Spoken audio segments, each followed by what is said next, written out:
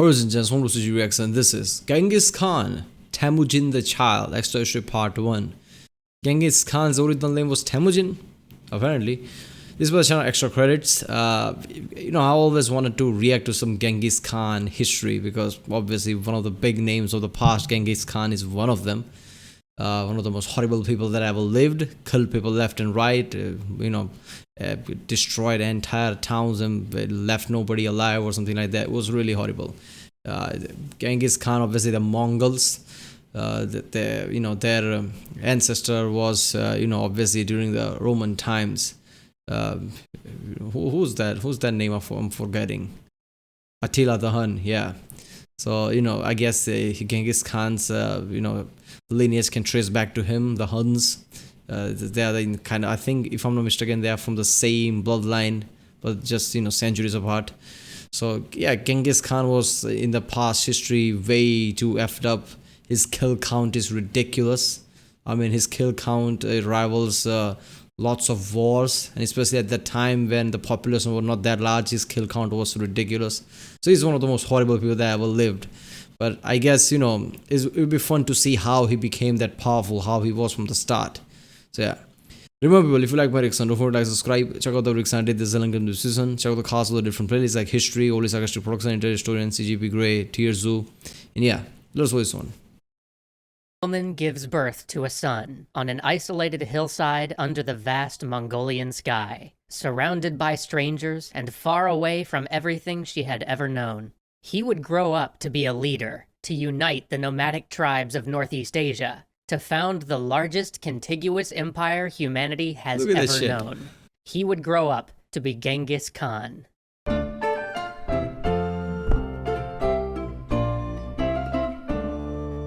The story of Genghis Khan truly begins with his mother, Olun. A young warrior traveled to her tribe in search of a wife. He brought gifts for her and her family, and he lived and worked with them for several years. Then, according to steppe tradition, they married. Once married, they set out on a weeks-long journey back to his homeland and his tribe. But as they crossed the isolated mountain valleys together, they were ambushed by a group of hunters. These valley hunters, who were far too poor to afford the wedding gifts necessary to secure a marriage with a woman like Olun, resorted to the second most common way of obtaining a wife on the steppes: kidnapping. The couple knew that it was only a matter of time before the hunters found them. Yeah, this is completely different type of society and people, right? Different type of culture entirely. Oh, look at that. We don't have resources to, offer somebody something and get a wife. Fuck it. We'll just kidnap her because that's just fine, apparently. So in this nomadic tribe, I guess, nomadic tribe just means they are constantly on the move or something. They live in huts and things like that. So in that, apparently, they did, marriages like that. They offer things to some tribe and work for them for years. And then they get the wife like a prize or something, apparently. And some of them like, oh, fuck it, we can afford any of that, so we're just gonna kidnap her because that's fine. This is just effed up. Olun, barely more than a teenager, embraced her husband one last time, and then, in a moment of true sacrifice, convinced him to escape without her. If she stayed behind, the hunters would be so preoccupied with her that her husband would have a chance to escape. As legend tells, as her love turned to ride away, she took off her shirt and gave it to him so that he would remember her smell. In the tradition of the steppe, each person's breath and smell constitutes a part of their soul. By giving her husband her shirt, she was offering him a reminder of her love and her very essence. This was the last time Olun and her husband would ever see each other. She was brought to live with her kidnapper, a man named Yisuge, and his extended family, including another wife and their 3 young children. Not long after, Olun gave birth to her first child, a son. The boy was named Temüjin, after a respected warrior that Yisuge had. So he already had a wife, so he's like, okay, I want another one, apparently, because wives are like cars. People can have multiple ones, they get changed, apparently. How horrible women were treated in the past. I mean, it's ridiculous how, they wouldn't even consider same type of humans as men in the past, right? When they were just seen as some kind of a commodity or some items or something. This is just effed up. And apparently it doesn't matter if somebody's just married. People can just grab onto somebody they want, kidnap it and marry someone.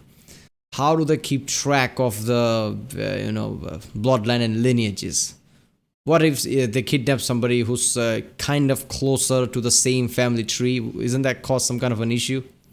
Had recently killed in battle. But Temujin did not appear to live up to his namesake. He was a very timid child, easily frightened, scared of dogs, often What? bullied by his older half-brothers. His father spared no love for him, once even forgetting him and leaving him behind when the tribe packed up to move to a new camp. So when Temujin turned 8, the earliest age at which it was acceptable to arrange a marriage for a boy, his father went out to find a family to marry him off to. Olun asked that they try to find a wife from her tribe, so he could grow up knowing some of his extended family, and it was agreed. They would ride to Olun's tribe. A few days into their journey, they stopped at a small yurt to eat and rest. The family hosting them had a young daughter named Borte. The children seemed to get along, and after some negotiation, Yasuge arranged for Temujin to work for the family for several years as a sort of dowry. By the time his service was complete, the children would be old enough to marry. Yeah, this is just after even the 8-year-old kid, they're like, okay, it's time for you to get married, I guess, in the future, but I guess process starts from now. I'm just gonna give you to some other tribe, some other people, and I'm just gonna fuck off for years. Then you're gonna get married and start your own family or something. So that's not how human psychology works. All right, this creates a lot of mental issues if you treat kids like that.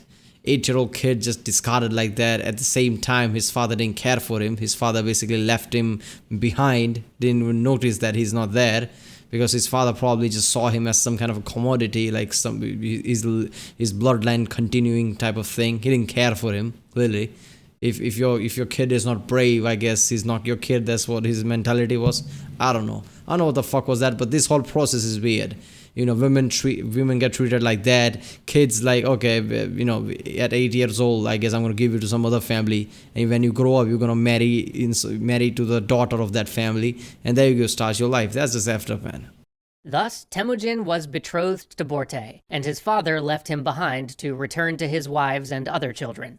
Along the way back, Yasuge came across a group of warriors celebrating a feast. As he sat down to join them, one of them recognized him as the man who had killed their comrade, Temujin, the man Yasuge had named his son after. To exact revenge, they secretly poisoned his food. The poison didn't kill him immediately. He survived long enough to stagger home to his camp. His family realized the end was near and sent a messenger to summon Temujin, but they were too late. By the time Temujin returned, his father had died.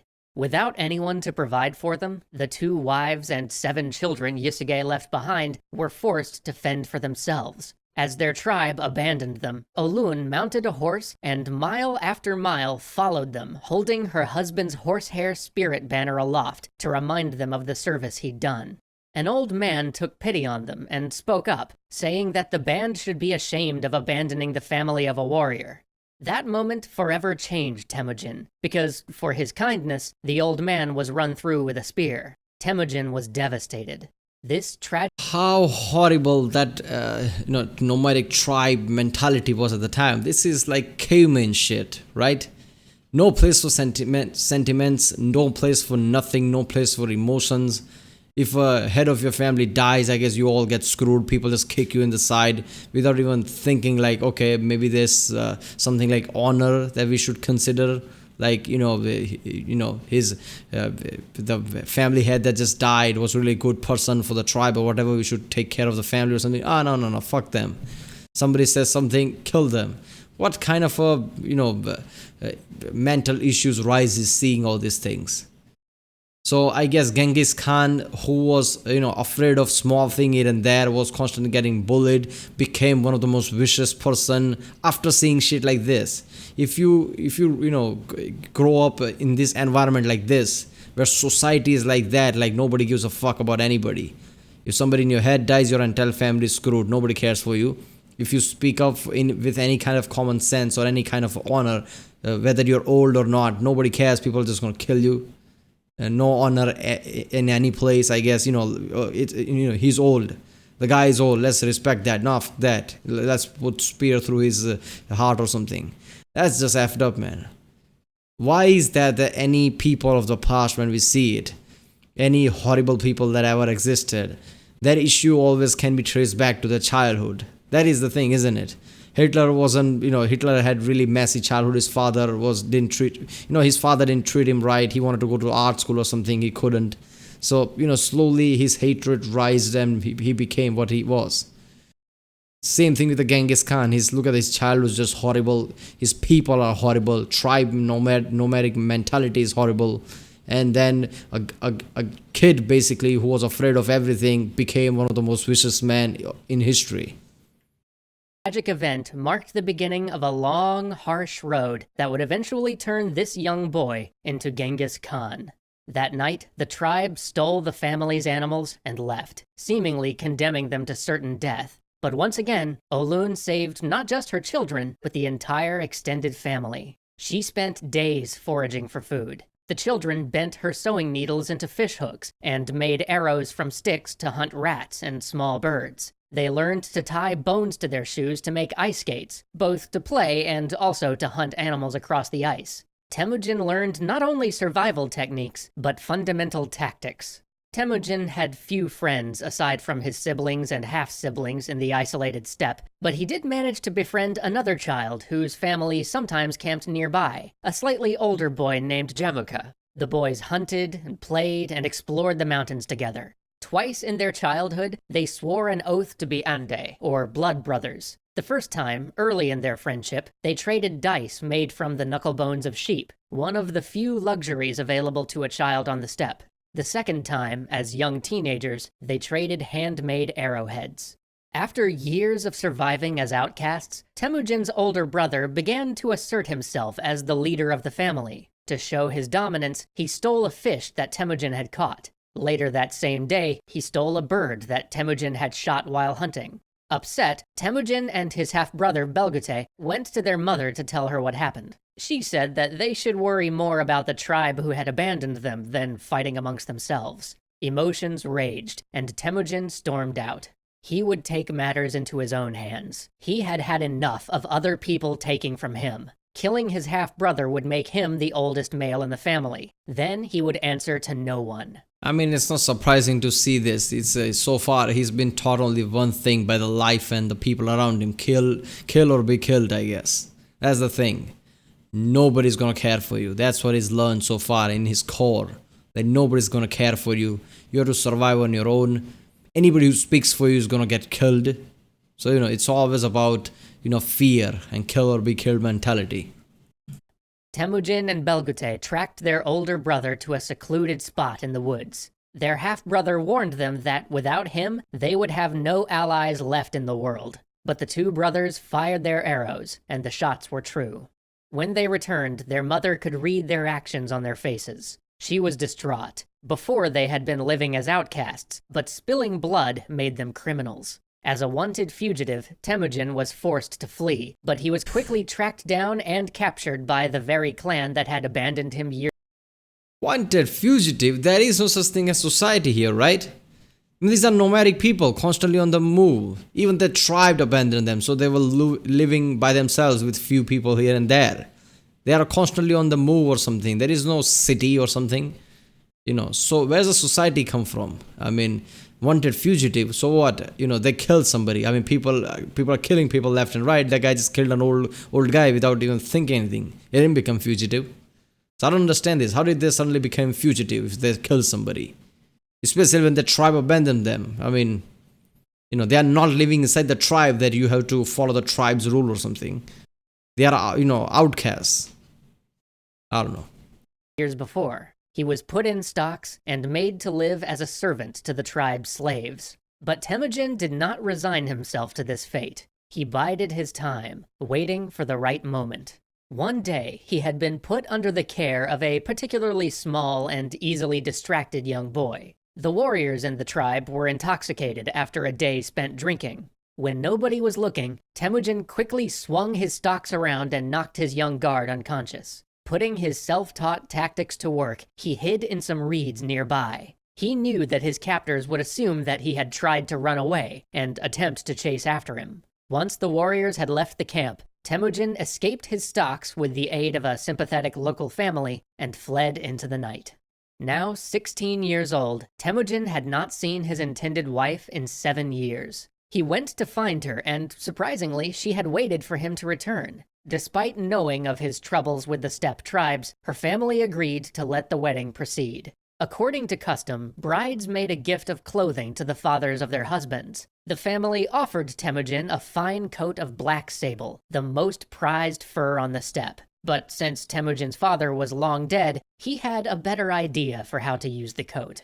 He approached an old ally of his father, Ong Khan, the leader of a prosperous tribe. Yusuke had fought by Ong Khan's side long ago and helped him overthrow his uncle to become the tribe's leader. Family ties were sacred in steppe culture. Alliances were never forged in ink, only by blood. Anyone related to you was an ally. Literally everyone else was assumed to be an enemy. By presenting the coat... Yeah, that makes sense. If you're not living in certain society, but you're just, I guess, living nomadic life where everybody's on the move, where only tribe matters. At that time, you have to have something that you cling on to. You cannot be just complete chaos. So I guess, but I guess blood is the only thing they can think of. Like, yeah, blood makes you ally. Everything else doesn't matter. Because they have to have something. I mean, so far they don't care about the elderly people. They don't care about the widowed family or something. So they have to have something there. So I guess blood matters, apparently. To Ong Khan, Temujin was symbolically recognizing him as his father. Ong Khan accepted, recognizing Temujin as his son, and thus entitling both him and his family to the Khan's protection. He offered to make Temujin a local leader over other young warriors, but shockingly, Temujin declined. With his family's protection assured, he returned to his home camp to finally enjoy a peaceful life at home. His troubles must have seemed far behind him now that all the children were old enough to work in some way. They had their own camp, and they were under the protection of a powerful Khan. Temujin would have preferred to remain the ruler of this intimate clan, but the chaotic world of the steppe would not allow such a life. Learning that Temujin had married, the tribe from which Temujin's father had abducted his mother, Olun, decided that the time was ripe to take revenge for her abduction. Although Temujin's father was no longer alive, revenge was a family obligation. But the Merkits came not to reclaim Olun, now a widow who had grown old struggling to raise 5 children, but for Borte, Temujin's young bride.